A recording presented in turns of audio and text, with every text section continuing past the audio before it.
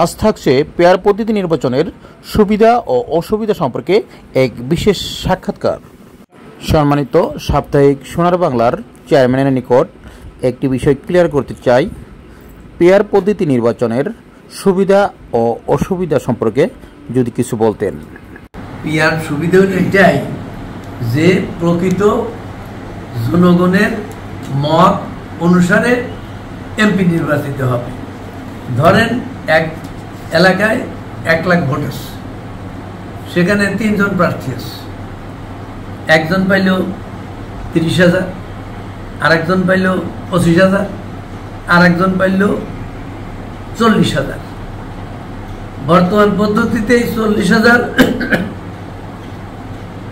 যে পাবে তাকেই ঘোষণা দিবে এই এলাকার এমপি।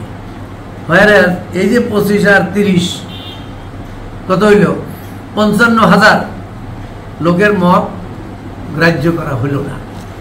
পিয়ার পদ্ধতি হলে হবে কি, যে আমার এই এলাকার সর্বোচ্চ যে ভোট পাবে সেই দলের একজন প্রতিনিধি এখানে হবে।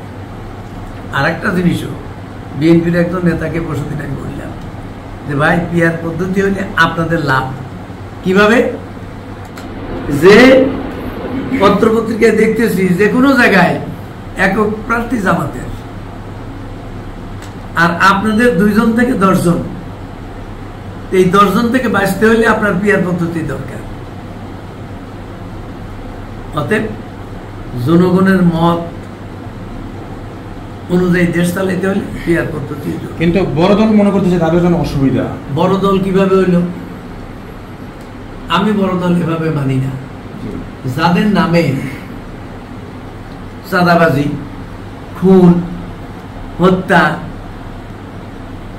তারপরে হলো দখলদারিত্ব, আমি নিজে দেখছি আমার এলাকায়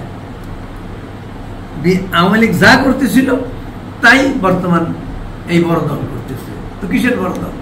আসেন না ভোটের সময়, টের পাইবেন বড় দল কারে কয়।